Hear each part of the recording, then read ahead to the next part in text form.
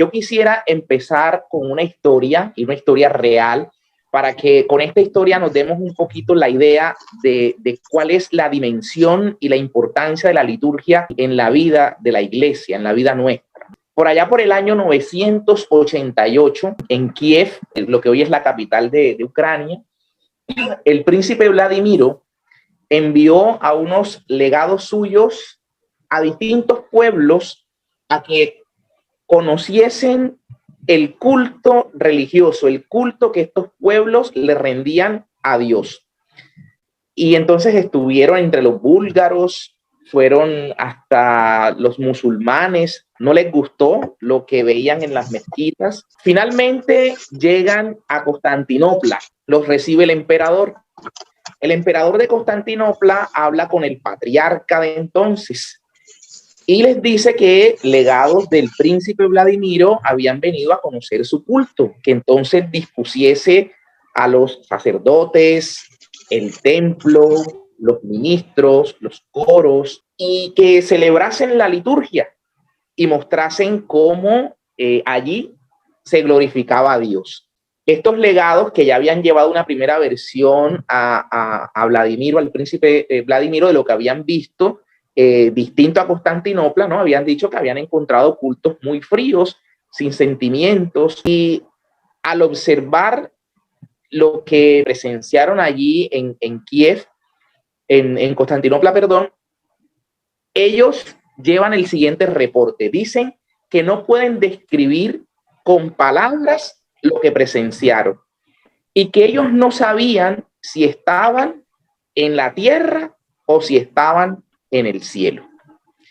Esas fueron las palabras de estos hombres, ¿no? Que vieron la liturgia que en Constantinopla se celebraba.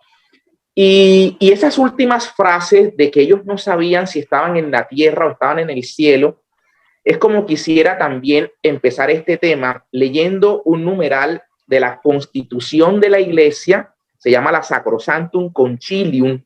Los que tal vez no la hayan oído, fue un documento de los más importantes, digamos que en un concilio el documento con mayor jerarquía es justamente una constitución. En ese concilio, en el Vaticano II, se emitieron 4 constituciones. Dentro de ellas, y de hecho fue la primera, fue la constitución sobre la liturgia, se llama Sacrosanctum Concilium. Esa constitución, en su numeral 8, va a decir lo siguiente, voy a leer solo un aparte. Dice de esta manera: en la liturgia terrena pregustamos y tomamos parte en aquella liturgia celestial que se celebra en la santa ciudad de Jerusalén, hacia la cual nos dirigimos como peregrinos y donde Cristo está sentado a la diestra de Dios como ministro del santuario y del tabernáculo verdadero. Sacrosanctum Concilium, numeral 8. Fíjense cómo empieza diciendo, ¿no? Que en la liturgia terrena nosotros pregustamos y más aún participamos de la liturgia celestial, de la liturgia del cielo. Y que esa liturgia del cielo es justamente la que se celebra en la Jerusalén celestial, como la llama el libro del Apocalipsis. Y justamente quien celebra es Cristo, quien preside, ¿no? Que es el que está sentado a la diestra de Dios nuestro Padre. Y él celebra como, dice, si uno lee la palabra ahorita en español, dice que es el ministro de estas cosas santas, ¿no? Allá en el tabernáculo verdadero, en el verdadero santuario, allá está celebrando el Señor. Pero si uno va al griego, la palabra que se utiliza allí para referirse a Cristo como ministro es la palabra leitourgia, liturgia, ¿no? La palabra liturgia. Precisamente esta palabra liturgia está compuesta de esas 2 expresiones que acabo de decir, leito y urgía. Leito viene de laos, que es pueblo, público, y urgía viene de ergos, que quiere decir trabajar, obra. Por eso liturgia significa obrar público, el obrar del pueblo, el quehacer del pueblo. Por eso la liturgia es algo público, no corresponde a una acción privada, de una persona, de un individuo, de un sector, de un grupo, no, es la acción de la iglesia. De hecho, esa palabra liturgia en el griego antiguo se utilizaba para designar las tareas públicas puntualmente, y en un principio era las actividades que la clase o las personas acomodadas hacían en favor del pueblo. Ese concepto va evolucionando, ¿no? Y finalmente la palabra liturgia era utilizada para todo tipo de obra o de acto público. Por ejemplo, prestar el servicio militar era considerado también un acto de liturgia en el contexto griego. Pero en el Antiguo Testamento, que se escribió fue en hebreo, cuando se hizo la primera traducción del hebreo al griego, seguramente ustedes lo han oído aquí en la academia, en una traducción que se conoce como la Septuaginta o la Biblia de los 70, ¿no? Por allá, por cerca del año 300, 280 aproximadamente, en Alejandría se inicia la traducción del Antiguo Testamento del hebreo al griego. Y aquellas partes donde los levitas, los que ejercían el sacerdocio, estaban celebrando su ministerio, ejerciendo su ministerio sacerdotal, cuando se traduce al griego se utiliza la palabra entonces liturgia, ¿no? Liturgia. De hecho, en el libro de Lucas, en el Evangelio de San Lucas, cuando Lucas nos narra aquel hecho donde Zacarías está cumpliendo su función sacerdotal en el templo, y el Señor se le revela para contarle que iba a concebir su esposa, que era estéril, recordemos, Isabel, ¿no? Iba a nacer Juan Bautista. El texto nos habla que Zacarías estaba en la liturgia, en su ministerio. Aquí, el numeral octavo que leí de la Sacrosanctum Concilium, que nos dice que el Señor Jesús es quien ejerce como ministro en el cielo, lo está tomando la Sacrosanctum Concilium del capítulo 8 de la carta a los Hebreos, el versículo 2. Cuando uno lee ese texto, nos está diciendo justamente que el Señor Jesucristo está sentado a la derecha de Dios y está ejerciendo como ministro de estas obras, y hace referencia a que él, el Señor, que es el sumo sacerdote, y dice el texto de Hebreos que todo sacerdote tiene algo que presentar. Si no, no fuera sacerdote y no se ejerciera ministerio alguno. Entonces él tiene algo que presentar, nada más y nada menos que el sacrificio perfecto por el que Dios quiso devolverle la amistad y reconciliar a los hombres con Dios. El Señor Jesucristo mandó la noche antes de su sacrificio, sabiendo que iba a morir, como el Cordero de Pascua era figura de Cristo, y el Cordero se sacrificaba, y no solamente eso, sino que su carne se comía. El Señor Jesús va a ser sacrificado y deja antes la carne para ser comida verdadera. Y por eso manda a que su sacrificio se perpetúe. Dice él, hagan esto en anamnesis mía, en memoria mía. Los hebreos en sus liturgias, en sus celebraciones, por ejemplo en la Pascua, ellos utilizan la palabra sícaron.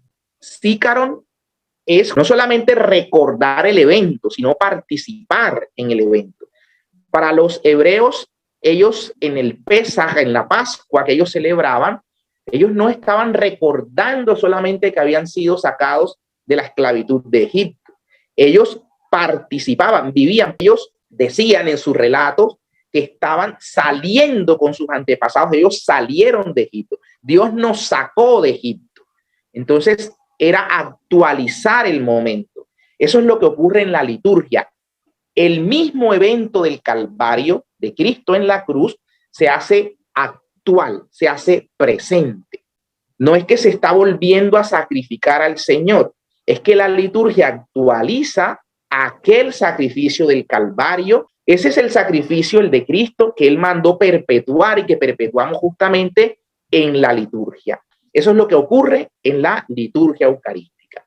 Entonces, tendríamos mucho para decir en ese sentido, pero quiero ya ir aterrizando en el tema que es el desarrollo mismo de la liturgia, lo que va ocurriendo en cada uno de los signos y de los gestos que hay en la liturgia eucarística. El Papa Juan Pablo II, en una carta apostólica llamada Mane Nobiscum Domine, quédate con nosotros, Señor, dice algo muy hermoso. Dice que cuando la mente es iluminada y el corazón es enfervorizado, está lleno de fervor, dice él, los signos nos hablan. Los signos nos hablan. O sea, una mente iluminada y un corazón con fervor es capaz de ver, de percibir, de escuchar lo que los signos tienen por decir. ¿Y de dónde toma esto el Papa San Juan Pablo II? Lo toma de aquel pasaje de San Lucas de los discípulos que caminaban hacia Emaús. Que el Señor se pone a caminar al lado de ellos y va explicándole las escrituras. Ellos van tristes, abatidos. Claro, había muerto el Mesías o quienes ellos pensaban que era el Mesías. Ahora van 3 días, ha pasado un tiempo y resulta que han perdido toda esperanza. Van cabizbajos, ya derrotados, ¿no? Si se están regresando es porque ya no hay causa que seguir. Y el Señor se pone a caminar al lado de ellos, no los reconoce, pero va explicando las escrituras, va hablándoles de la palabra, va hablándoles cómo la ley, los profetas anunciaban al Señor y anunciaban lo que tenía que pasar.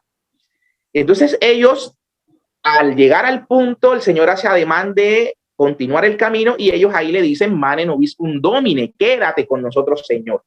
El Señor regresa y el texto dice que al partir el pan lo reconocen, se le caen como unas escamas de los ojos, ¿no? Y lo reconocen en ese momento.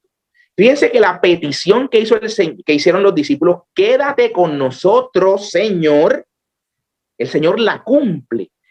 Dice el texto que cuando fraccionó el pan, el Señor desapareció de su vista. Lo reconocieron al partir el pan y el Señor pareciera que desaparece, se va, pero no desaparece, se queda en el pan. Cumplió la petición que ellos hacían, ¿verdad? Quédate con nosotros, Señor, y el Señor se quedó en el pan. Entonces, el Papa San Juan Pablo II dice eso, ¿no? Que cuando la mente está iluminada, el corazón enfervorizado, como estos hombres decían que el corazón les ardía cuando el Señor iba hablando. La palabra de Dios los iba preparando para ese momento en el que el pan eucarístico se hace palpable y se reconoce al Señor allí. Eso es lo que pasa en la liturgia eucarística, porque precisamente está dividida en esas mismas 2 partes. La liturgia de la palabra, que nos prepara precisamente para el momento culmen de la liturgia de eucarística. Ojo, la misma Sacrosanctum Concilium que leí deja en claro que no es que se trate de 2 momentos separados, son 2 momentos de un mismo acto de culto, van unidos, liturgia de la palabra, liturgia eucarística. Entonces, la liturgia de la palabra, la liturgia eucarística, podríamos empezar de inmediato y aterrizar en esos 2 aspectos, pero vale decir que hay unos actos preparatorios en la celebración eucarística. Hay unos actos preparatorios, actos o ritos iniciales que llamamos. Pero importante entender, repito, o ver todo esto con lo que el Papa San Juan Pablo nos ha dicho. Mente iluminada y corazón enfervorizado, los signos nos hablan. Los signos nos hablan. Entonces, ver todos estos signos a la luz del sentido que tienen, descubrir el sentido que tienen. Pero vamos a hablar rápidamente de estos ritos iniciales o actos iniciales para ya caer enseguida en la liturgia de la palabra y en la liturgia eucarística. La celebración entonces va a iniciar con el canto de entrada, con el que la procesión de entrada con la que el sacerdote, los ministros ingresan, el sacerdote representando a Cristo. Ahora veremos cómo San Agustín, por ejemplo, nos habla algo que la Sacrosanctum Concilio también toca, en el sentido que la liturgia, la celebración en sí misma, es obra del Cristo total, dice San Agustín, obra del Cristo total. ¿Qué es eso del Cristo total? Es el Cristo cabeza, el Señor, que es la cabeza del cuerpo místico que es su iglesia, Cristo cabeza es quien celebra, quien preside, por eso está sentado al lado del Padre a la diestra, ofreciendo su sacrificio. Pero los ministros, los sacerdotes participan de ese único sacerdocio de Cristo. Y ellos, los sacerdotes, in persona Christi capita, o sea, en la persona de Cristo cabeza, presiden al pueblo. Y el pueblo, entonces, por eso hablamos del Cristo total, el pueblo como miembro de la cabeza, todos estamos en esa gran celebración que preside el sacerdote en la persona de Cristo cabeza. Por eso vamos a ver en un momento que se llama la doxología final. No se asusten con esas palabras los que no la hayan escuchado. La palabra doxología viene del griego doxa, que significa gloria, alabanza, y es la final, cuando se acaba la plegaria eucarística y el sacerdote, levantando el cuerpo y la sangre de Cristo, le dice al Padre: por Cristo, con Él y en Él, con Él, o sea, junto con Cristo, nosotros estamos ofreciendo al Padre. Por eso hablamos de la liturgia es obra del Cristo total, Cristo cabeza y su cuerpo. Nosotros, los miembros del cuerpo, celebramos. Preside el sacerdote representando a Cristo cabeza, pero con Él, dice la doxología, por Cristo, con Él y en Él. Ya veremos ese en Él, porque va a haber un gesto muy significativo que se llama la mezcla, cuando al sacerdote le llevan las vinajeras. Y ahí está el vino que él va a vertir en el cáliz, y luego vierte unas gotitas o una gotita de agua y se mezcla el agua con el vino. Ya decía San Cipriano de Cartago por allá, por el año 215 aproximadamente, que esto hace una implicancia de el agua nos representa a nosotros los humanos, los hombres, la asamblea. Se mezcla en el vino que representa la divinidad de Cristo. Entonces nos mezclamos allí para ofrecernos junto con Cristo. Por eso en la doxología decimos por Cristo, con Él y en Él. En Él estamos también, como dice Pedro en su carta, participando de la naturaleza divina de Cristo. Entonces fíjense que seguramente ese gesto de que el sacerdote echa el agua, echa el vino, no le ponemos cuidado. Y es un signo muy claro de que allí estamos nosotros entrando en esa divinidad de Cristo para participar y ofrecernos juntamente con Él. Por Cristo, con Él y en Él. Y en Él. Entonces quería hacer ese énfasis de estos ritos iniciales de los que estoy hablando. Entonces la procesión inicialmente, esta procesión de entrada, es un signo de que vamos peregrinando en el mundo. Fíjense lo que decíamos, que vamos peregrinando hacia la Jerusalén celestial, ¿no? Hacia donde está ya la liturgia definitiva en el cielo. Aquí estamos peregrinando, caminando, y la procesión es signo de eso. En la comunión también, no es la fila de la comunión, no es la fila. Estamos en la peregrinación para recibir el cuerpo de Cristo. ¿Okay? Es un signo de nuestra vida. Somos la iglesia que peregrina hasta alcanzar la plenitud en Cristo. Entonces está ese canto de entrada que va acompañando la procesión, y el sacerdote al llegar cerca al presbiterio va a hacer una inclinación profunda, va luego a hacer una reverencia al altar, lo va a besar. El altar es signo de Cristo, signo de Cristo. ¿Okay? De hecho, pongamos también la atención en tres, vamos a llamar, elementos que hay en el presbiterio que también nos mandan unos signos muy claros de la triple función del Señor, la múnera del Señor, los oficios del Señor. Esos tres oficios del Señor que nosotros también, de los cuales participamos por nuestro bautismo.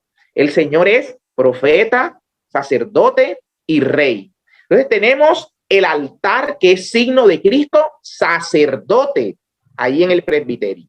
Tenemos la sede, desde donde el sacerdote preside la oración, que es signo de rey, el sacerdote, como si estuviera en el trono. Y el ambón, que es la sede de la palabra de Dios, es signo de Cristo, profeta. Entonces, sacerdote, profeta y rey. Aquí estoy hablando simplemente del altar, estos gestos que hay en relación con el altar. Iniciamos entonces, el sacerdote pide que nos hagamos la señal de la cruz.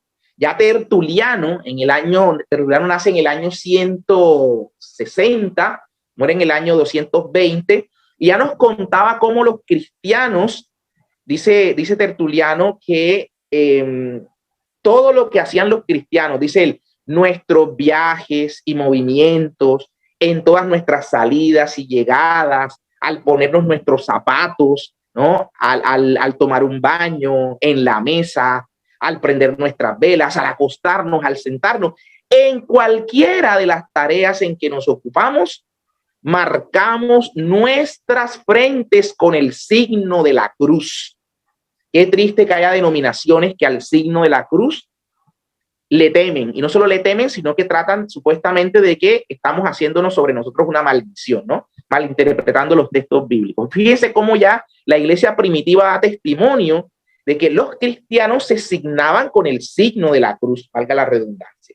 Miren, cuando uno va al libro de Ezequiel, en el capítulo 9, en el verso 4, Biblias como la de Jerusalén, si ustedes las tienen a la mano pueden validar lo que digo, se nos narra allí cómo la señal de salvación, el ángel va a pasar exterminando con su espada a varios, dice Ezequiel 9:4, a muchos, pero dice, marca con una cruz en la frente. A esos que marques con una cruz en la frente, nada les pasará, será el signo de la salvación, una cruz en la frente. Pero ustedes leen otras Biblias y van a decir una señal en la frente solamente. ¿Por qué la Biblia de Jerusalén sabiamente traduce una cruz en la frente? Y otras Biblias, ¿no? Una cruz que sería una traducción correcta. Porque las palabras, como Jerónimo de Estridón cuando tradujo al latín, dejó la palabra en hebreo tal cual. Si uno va a la Vulgata latina, él dice, marcarás con una tauf. La tauf es una letra hebrea, y esa letra hebrea, la tauf, que también los griegos la tomaron, y si ustedes ven en el alfabeto griego, es como una T, la que San Francisco de Asís tomó, ¿no? como signo. Y es nuestra T, precisamente nuestra T en castellano. Pero allá en el alefato hebreo, en esa época, era una cruz también. Esa letra era tomada del alfabeto de los fenicios, que era una cruz. Entonces, hoy día no, porque estoy hablando cuando se escribió Ezequiel en el siglo VI, en el exilio. Esa letra, Tauf, era precisamente una cruz. Y es por eso se traduce que signarás con una cruz en la frente a los que van a salvarse. Ese mismo signo está en el Apocalipsis. Fíjense cómo ya era un signo de salvación la cruz en la frente. Entonces, bueno, lo que quiero simplemente con eso decir es que entendamos el sentido de que la cruz es signo de salvación para los cristianos. Entonces, la Eucaristía inicia precisamente signándonos con la cruz, haciendo la señal de la cruz, ya que cerca del siglo XI, en lo que se conoce como el libro de oraciones del rey Enrique, vamos a encontrar que lee allí, dice, marcar con la Santa Cruz los 4 lados del cuerpo, siglo XI. Pero, repito, el signo de la cruz era pues, tradición en los cristianos, invocando la Santísima Trinidad, ¿no? En el nombre del Padre, del Hijo y del Espíritu Santo, para mostrar nuestra fe trinitaria. Luego el sacerdote saluda al pueblo. El saludo no es buenos días, ¿cómo están? Buenas tardes, buenas noches, ¿cómo amanece? Salúdense los que están al lado. Mire al de al lado y abrácense. No. Más que cualquier buenos días, es el saludo que nos comunica la presencia de Dios, ¿no? Los saludos que Pablo, por ejemplo, en sus cartas nos trae. Que el amor de parte de Dios nuestro Padre, la gracia de Jesucristo el Señor, la comunión del Espíritu Santo estén con todos ustedes. Esas palabras poderosas que salen de la boca del sacerdote nos comunican la presencia de Dios. Y de eso se trata el saludo, ¿no? Finalizado este saludo, vendría en este momento, puede hacerse una monición para introducir la misa. Un laico podría, o el mismo sacerdote, en ese momento introducir. A veces se acostumbra que se hace antes, ¿no? La monición, pero realmente el momento prescrito por la liturgia para la monición inicial sería después del saludo.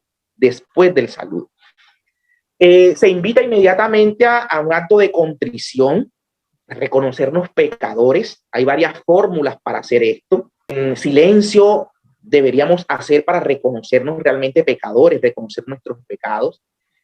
Finalmente, terminado este momento, este acto de contrición acá, viene el Kyrio, el Señor, ten piedad, que tiene esta triple invocación, ¿no? Señor, ten piedad, Cristo, ten piedad, Señor, ten piedad. Y a esto le va a seguir los domingos y las solemnidades. Algún día del tiempo seguramente no nos va a dar para hablar acá de la jerarquía de las celebraciones, ¿no? Los domingos, solemnidades, las fiestas, las memorias obligatorias, memorias libres, las ferias. Pero bueno, vamos a decir simplemente que en las solemnidades, los domingos, por supuesto, y las solemnidades, y también en las fiestas, entonamos el himno del Gloria. A esto se le conoce también como la doxología mayor. Hace un rato dije lo que significaba la palabra doxología, que viene de doxa en griego, que es gloria, ¿no? Glorificar a Dios. Entonces, la doxología mayor es el Gloria in excelsis Deo, gloria a Dios en el cielo, que vemos que nació por allá en la noche de la Navidad, ¿no? Los ángeles cantando gloria a Dios en el cielo, y en la tierra paz a los hombres. Y bueno, y esto ha tenido, digamos, un desarrollo precioso. La liturgia dice, este himno no se le altere su letra, no se cambie este himno. Se puede cantar o lo puede decir todos juntos, ¿no? El sacerdote con el coro y la comunidad. Esta glorificación, por eso se llama la doxología mayor, digamos que es la glorificación más larga que hay en la celebración, por eso se llama la doxología mayor en la celebración eucarística. Terminada esta doxología mayor, viene la oración que se llama colecta, ¿no? Oración colecta. Viene de la palabra colegie, que quiere decir recoger. Miren, y aquí suele pasar o suele haber un error muy frecuente. Y es que la oración colecta, su sentido es que la comunidad ore en silencio para que cuando haya terminado de orar en silencio, el sacerdote recoja esas oraciones y él la eleve luego, como quien preside, la eleva a Dios nuestro Padre. Pero a veces pasa que se dice, oremos, Dios Padre Todopoderoso, inmediatamente no, oremos, y la instrucción general del misal romano dice, en este momento se guarda silencio para que todos tomen conciencia que están en la presencia de Dios y hagan allí sus ruegos, sus súplicas. Entonces, oremos, habrá silencio en ese momento y oramos verdaderamente. El sacerdote luego ahí sí recoge esas oraciones con el texto que propone la liturgia. La oración colecta tiene una estructura muy definida. Hay primeramente una invocación a Dios, después viene lo que se conoce como una motivación, o sea, una especie de sustentación, de explicación, y luego vendría la petición que se hace. ¿Okay? Y finalmente se invoca la mediación de Cristo. Aquí tengo una oración colecta, voy a leer, a tomar una del misal. Dice lo siguiente, y veamos las partes que acabo de decir, ¿no? La invocación primero a Dios, después la motivación, luego la súplica o petición, y finalmente la invocación a la mediación de Cristo. Mírenla y vean las partes que estoy diciendo. Oh Dios, la invocación a Dios. Oh Dios, que pusiste toda la plenitud de la ley sagrada en el amor a ti y al prójimo, esa sería la motivación. Concédenos que cumpliendo tus preceptos podamos alcanzar la vida eterna. Por Jesucristo nuestro Señor.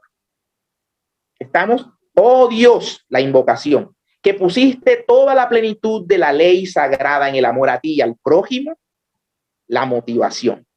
Concédenos que cumpliendo tus preceptos podamos alcanzar la vida eterna, la petición. Por Jesucristo nuestro Señor. Sería aquí entonces la mediación de Cristo que se invoca. Entonces, estamos pendientes nosotros en la liturgia a esa oración colecta. La hemos venido haciendo en estos términos en los que se guarda silencio, tomamos conciencia de la presencia de Dios. En este momento empiezo a hacer mis peticiones con las que llegué a la misa, pongo a los amigos que me han pedido oración, mi mamá que está enferma, el vecino que tiene un problema, ¿no? Entonces oro por las distintas circunstancias que hayan. Y bueno, y todo eso, saber que el sacerdote luego lo recoge en esta oración y lo lleva a Dios nuestro Padre. Eso es la oración colecta. Al finalizar la oración colecta, entonces ya nos adentramos a la liturgia de la palabra. Y vamos a entender que la liturgia de la palabra, y así lo tenemos que entender, va a ser un diálogo. De hecho, toda la celebración eucarística es eso, ¿no? Un diálogo. Fíjense cómo desde la antigua alianza esto se evidencia. Cuando viene esta teofanía en la que Dios muestra a los hombres su bondad y les da su ley, Dios se manifiesta. Luego el pueblo, al decírsele que cumpla estos preceptos, el pueblo contesta que va a cumplir, que va a caminar en los mandamientos. Y finalmente sellan con el sacrificio, con la sangre, ese pacto que se ha hecho. Esa es la dinámica del culto cristiano.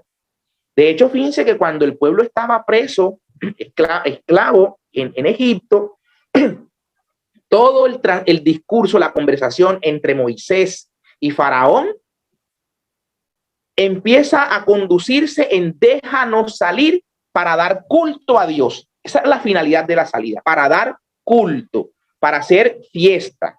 Y Faraón en ocasiones decía, bueno, salgan ustedes, pero no las mujeres. No, es que las mujeres son parte de la asamblea que va a dar culto. Bueno, listo, salgan ustedes, pero no salgan los animales. No, señor, es que no sabemos si la prescripción del culto que se nos va a dar, todavía no tenían la regulación del culto, pues tenemos que sacrificar los animales. Eso no lo sabemos, pero nos tenemos que dar los animales porque seguramente ellos van a hacer el sacrificio que vamos a ofrecer a Dios en el culto. No se pueden quedar. Entonces vemos allí que la dinámica toda estriba justamente en el culto. Y cuando ellos llegan, que Dios va a prescribirles el culto, se adelantan y hacen su propio culto. Y fíjense que el texto dice que ellos habían pedido oro, plata para los vasos y lo que iban a necesitar en el culto. Pero ellos llegan y no propiamente del oro que habían pedido, sino de lo que ellos llevaban, hacen este becerro de oro que terminan adorando. Fíjense cómo se inventaron su propio culto. No fue el culto que Dios nuestro Padre prescribió al pueblo, sino que ellos se inventaron su culto y terminaron en una idolatría.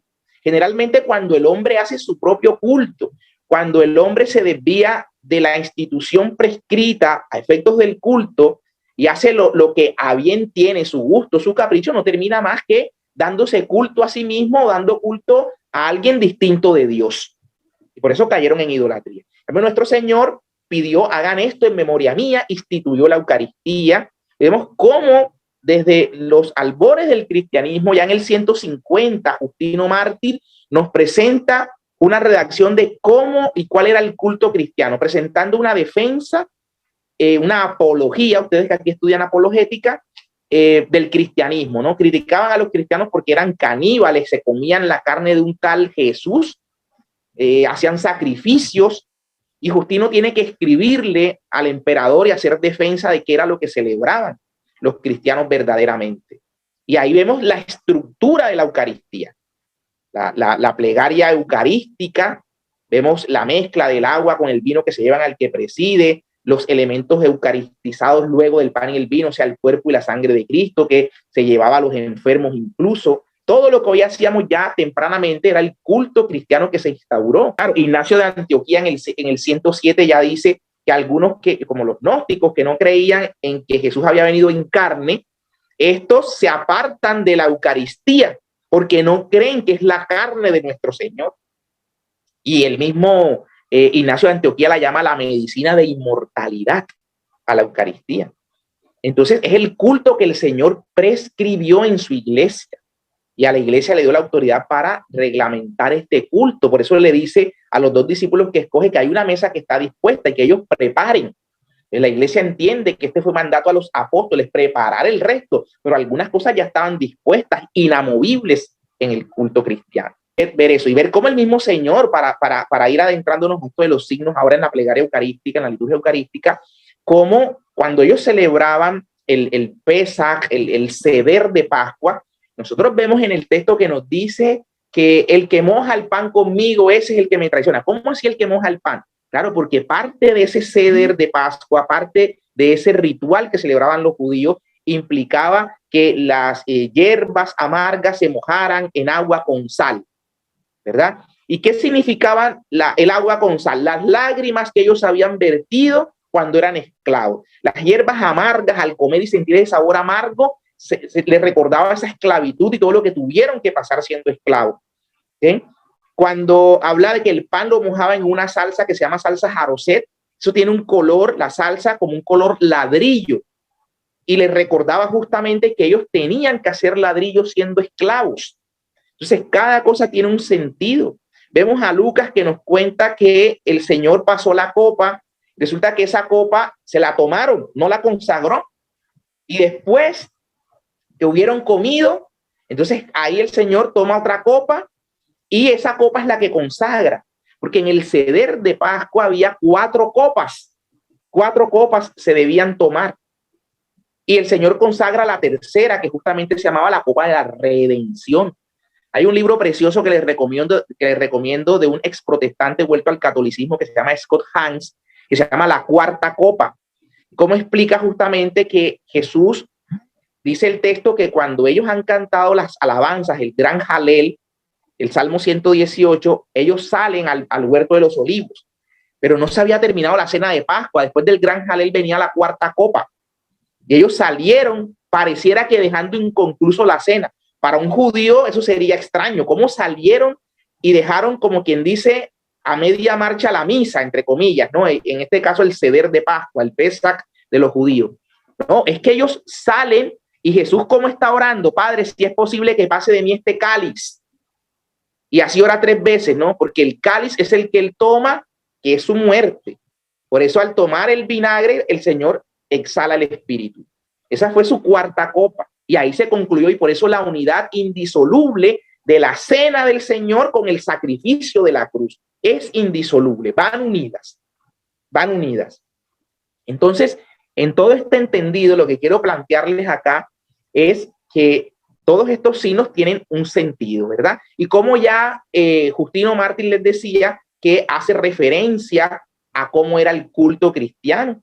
De hecho, él discute con un judío llamado Trifón, y ahí presenta otra apología y le dice, miren, es que los sacrificios que ustedes celebraban, sus sacrificios antiguos, eran sombras de este sacrificio verdadero, que es el sacrificio de Cristo en la cruz, en el Calvario, que se actualiza en la liturgia, dice San Justino Mártir.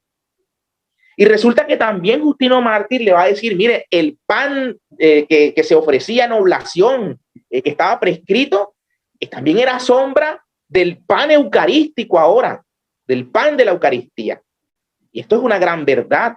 Esta prefigura, por eso habla la carta a los Hebreos y el Salmo 110, que el Señor es sacerdote eterno a la manera de Melquisedec, porque vemos que el pan que ofreció Melquisedec, pan y vino, eran figuras de lo que sería el sacerdocio de Cristo, del cual participan los ministros que se han consagrado aquí en la tierra, del pan y del vino eucarísticos por el que recibimos el cuerpo y la sangre del Señor.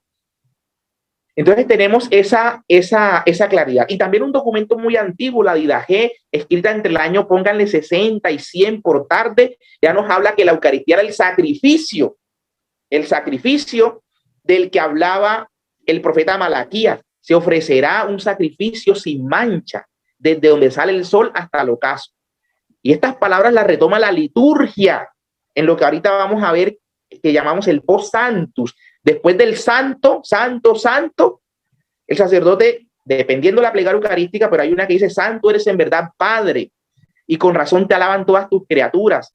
Haces cuanto nos conviene para que celebremos en tu honor un sacrificio sin mancha, desde donde sale el sol hasta el ocaso.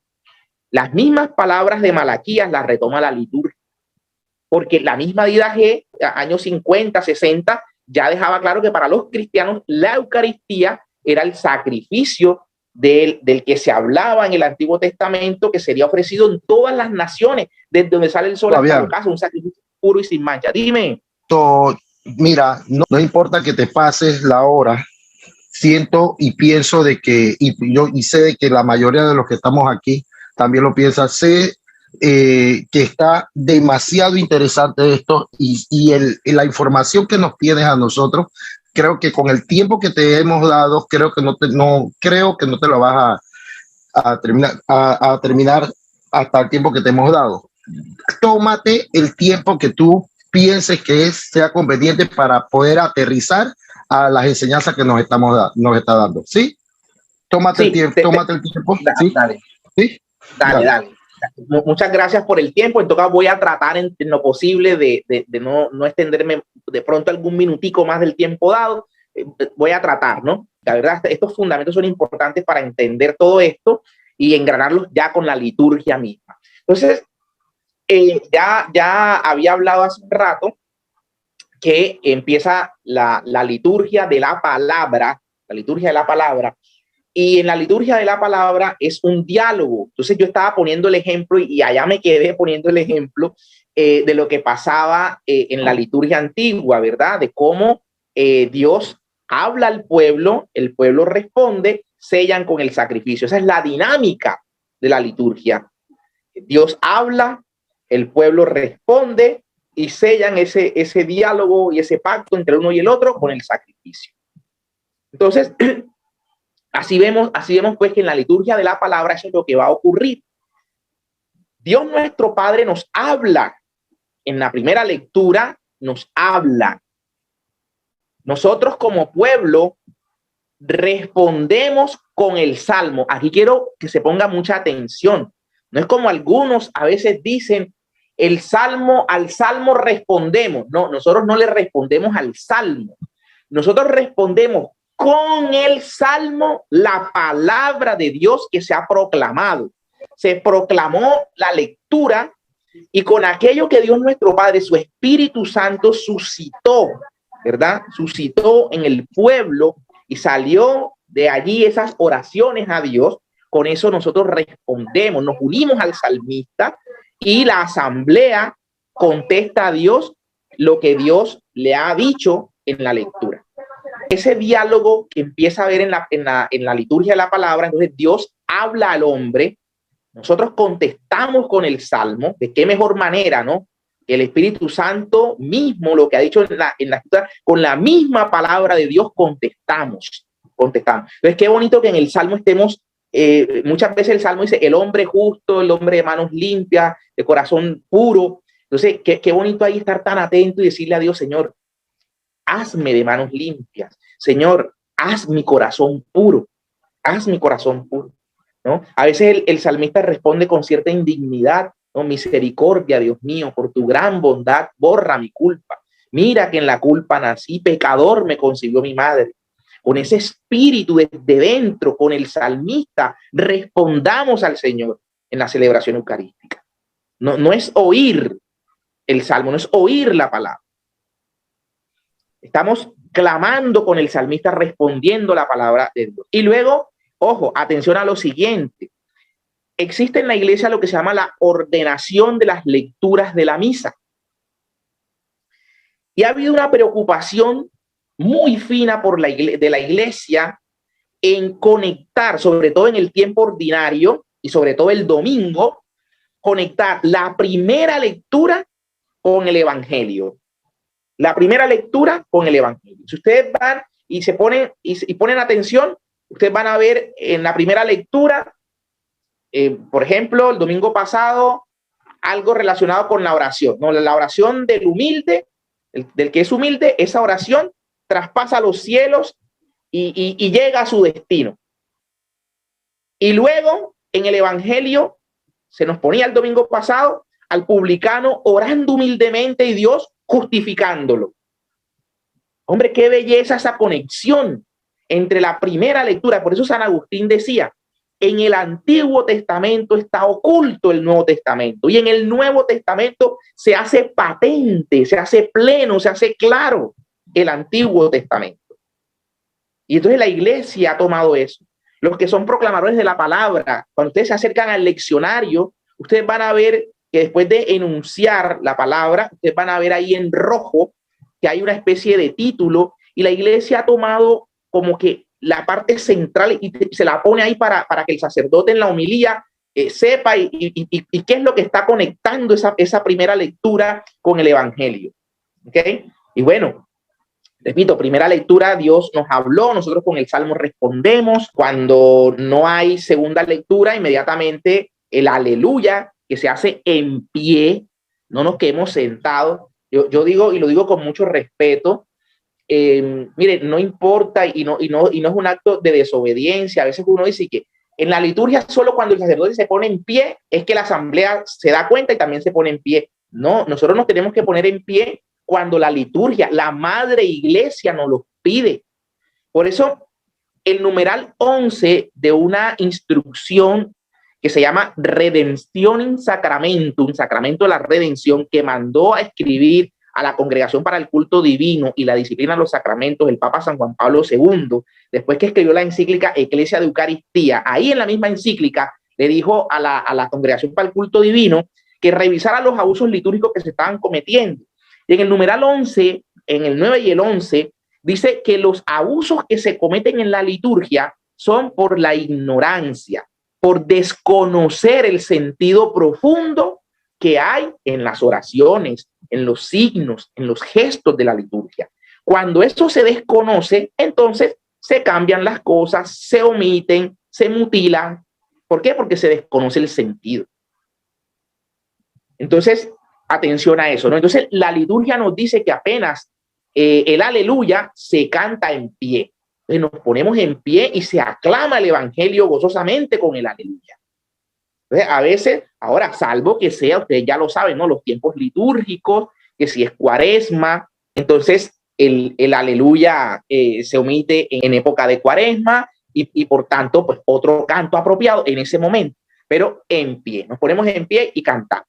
Entonces, pues si bien si hay segunda lectura, pues segunda lectura. Y después de la segunda lectura, en caso tal, la aclamación del aleluya, el sacerdote se viene en procesión desde la sede hasta el ambón.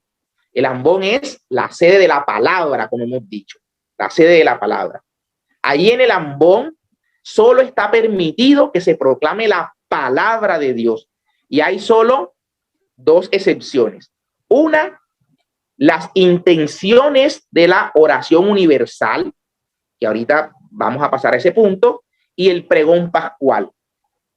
Lo demás, todo lo demás, deberá hacerse desde un atril, no en el ambón. Que los informe, entonces se sube el laico que va a informar que hay cafetería. Que alguien quiere dar su testimonio, da el testimonio desde el ambón. No, el ambón lo tenemos que reverenciar como lo que es, el lugar en el cual la palabra de Dios se proclama. Bien, luego que el sacerdote entonces proclama, que hace el saludo correspondiente, el evangelio, el sacerdote debe guardar silencio o digamos que en silencio debe pedir que las palabras del evangelio que acabamos de escuchar borren nuestros pecados. Oiga, es que la carta a los Efesios dice que ahora por la palabra, por el baño del bautismo, por el agua y por la palabra somos limpiados. Y el Señor también decía en la última cena decía que ustedes son limpios por la palabra que han escuchado, pero no todos, pero dice son limpios por la palabra que han escuchado. Entonces sabemos que la palabra de Dios, que es viva y eficaz, tiene aún el poder de perdonar los pecados. Entonces atención a eso, ¿verdad? Ahora, no estoy hablando del pecado mortal, confesión, ¿no? Confesión.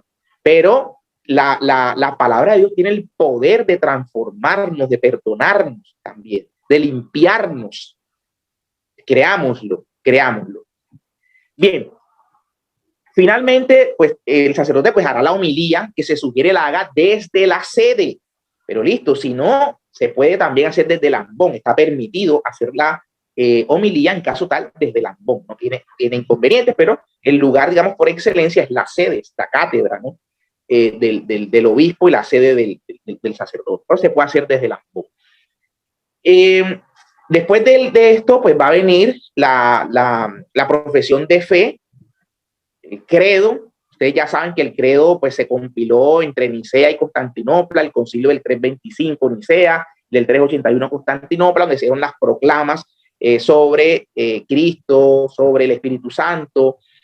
Y hay algo que yo voy a atrever a retarme y a decirles que la gran mayoría no lo tiene en cuenta. En el credo, la liturgia nos sugiere que en un momento nosotros nos inclinemos profundamente. Y ese momento es el momento en el que decimos que el Señor Jesús se encarnó por obra del Espíritu Santo y nació de María Virgen, para señalar y enfatizar la encarnación y el nacimiento de nuestro Señor. Eso se nos pide que por un gesto externo comuniquemos y remarquemos la centralidad del misterio de la encarnación, del cual dependen los demás. Entonces, allí nos inclinamos profundamente. Y el 25 de marzo, que es la anunciación y por tanto la encarnación del Señor, ese día no basta una inclinación, ese día nos arrodillamos en ese momento. Y el 25 de diciembre, en la Natividad, ese día también nos arrodillamos. O sea, siempre que hay credo, inclinación a las palabras, se encarnó por obra del Espíritu Santo y nació de María Virgen. Allí inclinados. Y el 25 de marzo, día de la Anunciación y encarnación del Señor, y el 25 de diciembre, día del nacimiento del Señor, nos arrodillamos. Miren, eso no tiene que ser meramente externo. Me estoy arrodillando, me estoy inclinando, porque realmente estoy remarcando en mi interior, en mi alma, desde dentro, estoy remarcando la encarnación de mi Señor y el nacimiento de mi Señor. Y estoy dando gracias al Señor por eso. Y remarco ese momento con ese gesto externo. Le tiene un sentido. Si yo lo que voy es arrodillarme porque sí, o a inclinarme porque sí, mejor no lo hagamos. ¿Okay? Tiene que tener un sentido. ¿Okay? Bien. Luego de esto, ahí terminaría la liturgia de la palabra. Pasamos a un momento que suele llamarse ofertorio. No es lo más correcto. ¿Ok? De hecho, el misal de Pablo VI se ha procurado que esa palabra ofertorio no aparezca por allí. Entonces, hablamos más bien de la presentación de los dones. ¿Por qué digo esto? Porque la verdadera ofrenda es el cuerpo y la sangre del Señor. En cambio, el pan y el vino se le presentan a Dios nuestro Padre, no se le ofrecen a Dios nuestro Padre. Por eso, si ustedes ahondan en el tema, se van a dar cuenta que cuando el sacerdote ya ha hecho la mezcla, ha preparado los dones, él toma la patena donde tiene el pan y lo presenta en secreto, ¿no? O lo puede hacer en voz alta cuando no hay canto en ese momento de la presentación de dones. Y dice, pues tomado de una oración hebrea, de una veracá hebrea, una acción de gracias hebrea, dice, bendito seas, Padre, por este pan, fruto de la tierra y del trabajo del hombre. Fíjense que ahí van también nuestras angustias, ¿no? Nuestros trabajos, fruto de la tierra y del trabajo del hombre, que recibimos de tu generosidad y que ahora te presentamos. Él será para nosotros alimento de salvación. Y lo mismo con el cáliz. Le damos gracias por este vino, fruto de la vid y del trabajo del hombre, que recibimos de tu generosidad y que ahora te presentamos. Te presentamos. Entonces hablamos de presentación de dones. Ahí no estamos todavía ofreciendo, porque ofrecemos el sacrificio de Cristo. Fíjense cómo va a decir una de las plegarias eucarísticas. Mira, Padre, mira, y reconoce nuestra ofrenda y reconoce en ella la víctima. Ahí es cuando estamos ofreciendo. Ese momento se llama la oblación. La oblación. Mira y reconoce en ella la víctima por cuya inmolación quisiste devolvernos tu amistad. Pero ya hemos consagrado, ya está el pan eucaristizado, ya está la sangre de Cristo en el altar. Entonces ahí sí hablamos de ofrenda. Eso mira, Señor, la ofrenda allí. ¿no? Y reconocen ella a la víctima. Dice la carta a los Hebreos 10:10, ahora somos santificados por la oblación, por la ofrenda del cuerpo de Cristo. Somos santificados por la ofrenda del cuerpo de Cristo. Entonces, mucha atención con eso, la presentación de dones. Oiga, también en la presentación de dones, lo que se presenta es el pan y el vino, no más, no más. Y los presenta el sacerdote, por eso a veces municiones allí, que padre, te presentamos este pan, eso lo hace el sacerdote, presenta a Dios, ¿verdad? Y no es momento para presentar, a veces que llevan que el balón de fútbol, que el equipo, no, el pan y el vino. Y sí dice la instrucción general del misal romano que se pueden ayudas a los necesitados. Eso sí, sea en dinero, sea mercaditos que se recojan en ese momento, ese sí sería válido, ¿no? Ayudas allí, la ayuda para el sostenimiento del templo, por eso ustedes ven que se pasa la colecta en ese momento, porque bueno, se permite, ¿no? Ayudas para las necesidades de la comunidad. Luego que esto tiene lugar, el sacerdote arranca con la plegaria eucarística, va a dar inicio, ¿no? Entonces allí el sacerdote nos dice, oren hermanos, y ahí nos ponemos en pie, no, oren hermanos para que este sacrificio mío, también de ustedes, sea agradable a Dios nuestro Padre. El sacerdote antes se ha también lavado las manos como signo de limpieza, ¿no? De pureza, el sacrificio que va a ofrecer, que sea limpio, que lo haga de manera pura, de manera limpia. Y bien, estamos ahí entonces en ese momento en el que empieza ya la plegaria eucarística. Antes de la reforma litúrgica había una sola plegaria eucarística, se conoce con el nombre de canon romano, una sola plegaria eucarística, preciosa. Con la reforma litúrgica se incluyeron de ordinario otras 3 plegarias eucarísticas, la número 2, que es tomada de la tradición de San Hipólito de Roma. Esa plegaria eucarística 2 se recomienda hacer los días de feria, o sea, entre semana, es la más corta, bonita, la más corta, pero a veces pareciera hay sacerdotes que se han habituado, porque es la más rápida, ¿no? Entonces solo la 2, y nos privan en ocasiones de la 3, que es lindísima, de la 4, ¿no? Hay otras plegarias eucarísticas construidas para diversas necesidades y hay 3 plegarias eucarísticas para niños. Entonces, hay de dónde, ¿no? Hay de dónde. Fabián. Bien, sí, perdón. Bueno, Edward, buenas noches. Para hacer un pequeño aporte con respecto a lo que estabas diciendo del ofertorio. Resulta que las oraciones que el padre hace en voz baja o en secreto son llamadas también oraciones apologéticas, es decir, que van en defensa de la propia indignidad del sacerdote. Por ejemplo, cuando él va a leer el Evangelio, él hace la oración, purifícase mis labios para que yo pueda anunciar dignamente tu sagrado Evangelio, es decir, por la indignidad de la debilidad humana. Entonces, estas oraciones que él hace en secreto salen en su defensa para que pueda anunciar dignamente su Evangelio o para celebrar de manera correcta la Sagrada Eucaristía. Por eso, cuando él presenta el pan y el vino, antes de lavarse las manos, dice otra oración en secreto. Acepta nuestro corazón y nuestro espíritu humilde, que este sea hoy nuestro sacrificio y que sea agradable en tu presencia. Es decir, que todas estas oraciones van en defensa de la propia indignidad de quien está celebrando. Por eso se llaman apologéticas.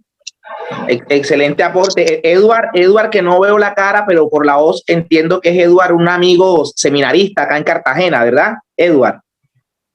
Sí, soy yo. Perfecto. Un abrazo, Edward. Muchas gracias por tan buen aporte. Muchas gracias. Arranca entonces este diálogo con el que el sacerdote va a iniciar lo que llamamos el prefacio, ¿no? El prefacio. Entonces el sacerdote nos va a invitar a levantar el corazón. Antes había venido una oración que se llama la oración sobre las ofrendas, que el sacerdote debe ser profundamente inclinado. Ya a continuación el llamado prefacio. Prefacio, de hecho, es una palabra que significa, uno dijera, los griegos dijeran prólogo, ¿no? Nosotros hablamos de prefacio. Facio es decir primero, lo que primero se dice. Ahora, no es una especie de prólogo como se cree, como una antesala, no. Ahí estamos ya en la plegaria eucarística, en el prefacio. Y el prefacio es una alabanza a Dios nuestro Padre. Nos ha invitado el sacerdote a levantar el corazón y nosotros respondemos, lo tenemos levantado hacia el Señor. Miren, San Agustín decía algo muy bonito sobre esto, porque él decía que levantar el corazón significaba poner todo en las cosas de arriba, todo en las cosas de arriba. Entonces decía, cuando oigas al sacerdote que dice sum sum corda, levanten el corazón, tú responde habemus ad dominum, lo tenemos levantado hacia el Señor. Pero dice él, esfuérzate, ojo, esfuérzate porque tus acciones, porque lo que hagas sea consecuente con lo que estás diciendo. O sea, si verdad tienes levantado el corazón hacia el Señor, que eso sea una realidad en tu conducta, en tu acción. Entonces, mucha atención con eso, ¿no? En ese instante, lo tenemos levantado hacia el Señor. Lo tenemos levantado hacia el Señor. Entonces dice, bueno, demos gracias al Señor nuestro Dios. Nosotros en latín la expresión es justum et dignum es justo y digno. Bueno, se nos ha traducido acá al español como es justo y necesario. El sacerdote retoma y dice, es justo y necesario darte gracias siempre y en todo lugar. Qué bonito eso, ¿verdad? O sea, siempre el tiempo, ¿no? En todo el día, en todos los minutos, siempre. Y en todo lugar, donde esté, me esté bañando, esté trabajando, esté sentado, siempre y en todo lugar es justo, es digno, es necesario darte gracias. Y ahí arranca el prefacio. Miren, este libro que por ahí me prestó otro amigo seminarista que debe andar por ahí también, no sé si por ahí está Carlos Pino, me prestó este libro precioso que se llama Los prefacios y la secuencia. Es un estudio de cada uno de los prefacios que hay en el misal. Y eso tendríamos para hablar por horas, ¿verdad? De la belleza de los prefacios. Iba a mirar si tenía un prefacio aquí a la mano. Aquí hay uno. Miren este prefacio que escogí acá. Para que pongamos atención qué es y a veces si uno se da cuenta de esto en la celebración. En verdad es justo y necesario, es nuestro deber y salvación darte gracias siempre y en todo lugar, Señor Padre Santo, Dios Todopoderoso y Eterno, por Jesucristo, Señor nuestro, quien como verdadero sacerdote y víctima verdadera nos mandó celebrar a perpetuidad el memorial del sacrificio que Él mismo te ofreció en el ara de la cruz. Por eso tu pueblo erigió este altar que te dedicamos, Señor, llenos de alegría. Aquí está en verdad el lugar excelso donde se ofrece sin cesar el sacrificio de Cristo. Se te tributa la alabanza perfecta y se lleva a cabo nuestra redención. Aquí se prepara la mesa del Señor alrededor de la cual tus hijos, alimentados con el cuerpo de Cristo, se congregan en la iglesia una y santa. Aquí tus fieles beben de tu espíritu de las fuentes que emanan de Cristo, roca espiritual, por quien también ellos se convierten en hostia santa en el altar viviente. Por eso también nosotros, Señor, unidos a todos los ángeles y santos, te confesamos llenos de júbilo diciendo, Santo, Santo, Santo. Ahí termina el prefacio con esta aclamación. Pero fíjense que el prefacio va a tener conexión con lo que se está celebrando. Ese que yo acabo de leer es un prefacio específicamente para cuando se dedica un altar, ¿no? Construyeron una iglesia o es un altar nuevo en un templo y se va a dedicar el altar, entonces se sugiere ese prefacio que yo acabo de leer. El día de la Asunción de la Virgen hay un prefacio para alabar las maravillas de Dios por la Asunción de la Virgen. Y así el prefacio tiene se sugiere que el sacerdote lo cante, por ejemplo, le dé una entonación al prefacio en la que nos conduzca también a esa alabanza. Y entonces, fíjense cómo termina, ¿no? Por eso, por todo lo que él acaba de alabar a Dios, por eso, ahora nosotros nos unimos a los ángeles, a los santos, para cantar tu himno, el himno de la gloria de Dios, en este caso el Santus. El Santus es aquel himno que vemos en Isaías 6, ¿verdad? En el verso 3, que veía él cómo los serafines, cómo estaban cantando ante Dios el trisagio, ¿no? Santo, santo, santo, Dios del universo. Llenos están el cielo y la tierra de tu gloria, hosana en el cielo. Entonces, el santo, mire, no nos unimos a la voz del coro, no. Con el coro la asamblea se une a la voz de los ángeles que están cantando ese himno.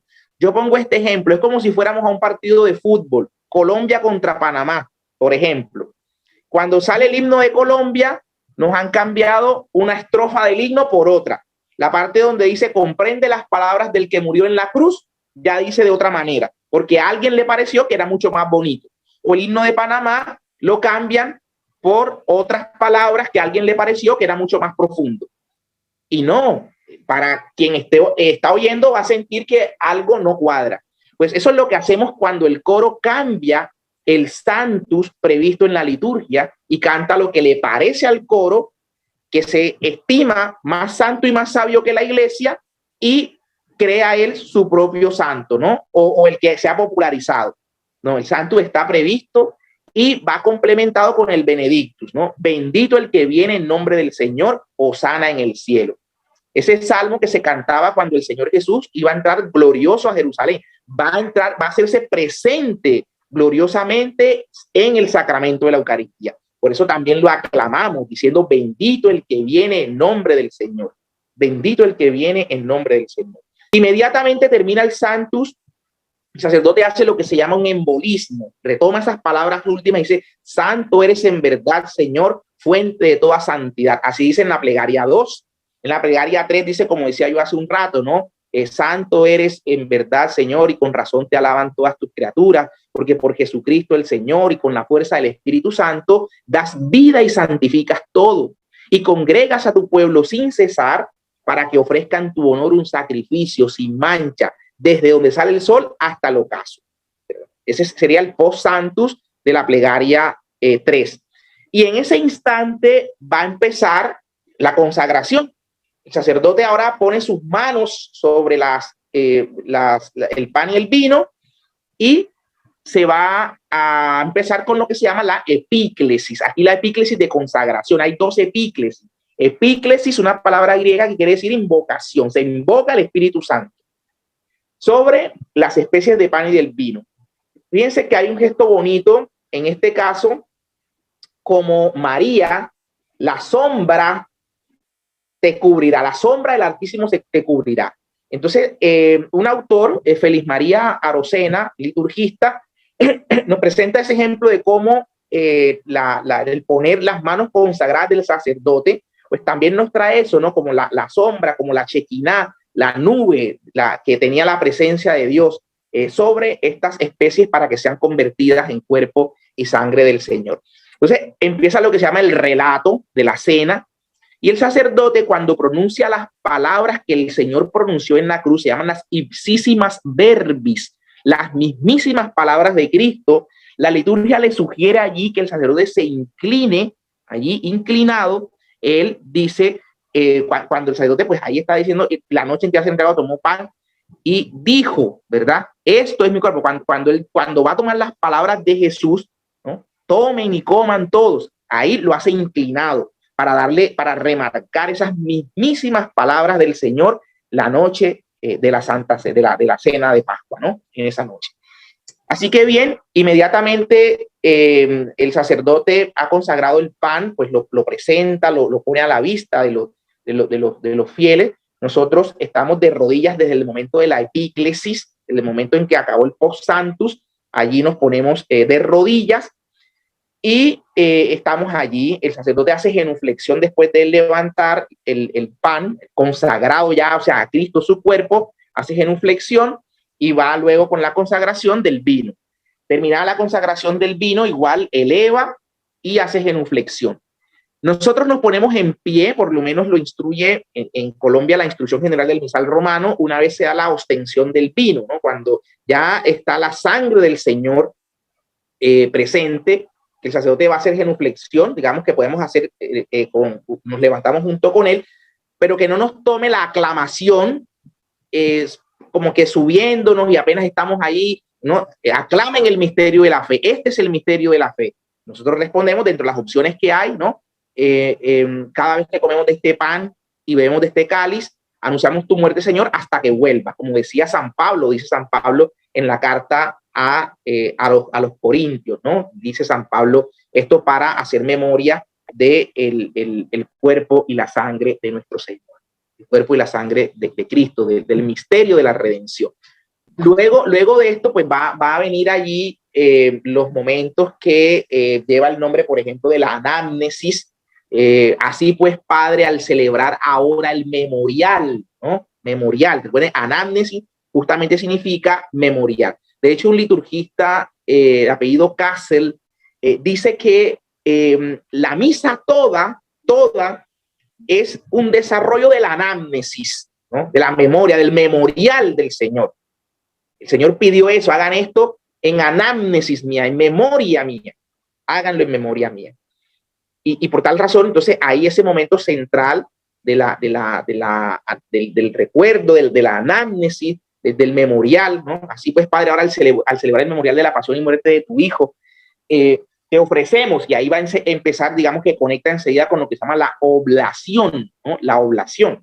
Te ofrecemos ¿qué? Pues ya te ofrecemos el cuerpo y la sangre de Cristo. Les decía que en otra va a decir que el Señor mire y reconozca en esta ofrenda la víctima por cuya inmolación nos quiso devolver su amistad. ¿Okay? Y entonces ya ahí va a venir este, digamos, desarrollo de lo que son las intercesiones. Ahí hablamos de lo que se conoce como el memento, el recuerdo de los vivos, de los que han muerto también. La iglesia pues no deja a nadie por fuera, ¿no? A los que cuidan de la iglesia y a los que estamos ahí presentes. Y viene entonces la epíclesis de comunión en el sentido de la comunidad, ¿no? La epíclesis para clamar por esa unidad, que el Señor nos haga a todos que participamos del cuerpo y la sangre de Cristo, nos haga vivir en un mismo espíritu. Es lo que se pide en la epíclesis de la comunidad, la epíclesis para la unidad de la asamblea. Bueno, terminado esto, pues ya va a venir lo que llamamos nosotros la doxología final, que es cuando, como decía hace un rato, que la palabra doxología, doxa significa alabanza, gloria, y entonces es la final, con la cual clausura la plegaria eucarística. ¿Okay? La plegaria eucarística acaba con esta doxología final. Ya el sacerdote, recordemos que va a decir por Cristo, con él y en él. Entonces nosotros allí, él in persona Christi Capita, nosotros sus miembros, esta obra del Cristo total, como le llama San Agustín, estamos ahí sí ya ofreciendo a Dios nuestro Padre este sacrificio de alabanza. Y fíjense que es justamente eso, ¿no? El sacrificio de alabanza, la celebración eucarística, digamos, es el acto de mayor culto a Dios por el cual se le da gloria perfecta a Dios. Y gloria perfecta porque justamente es el sacrificio de su Hijo. Y es entonces también, porque esto va en doble vía, de nosotros hacia Él, estamos dándole el mayor culto, y de Él hacia nosotros el mejor canal para santificarnos, ¿no? El mejor espacio de gracia que podemos tener para recibir las bendiciones de Dios es justamente ahí en la celebración eucarística.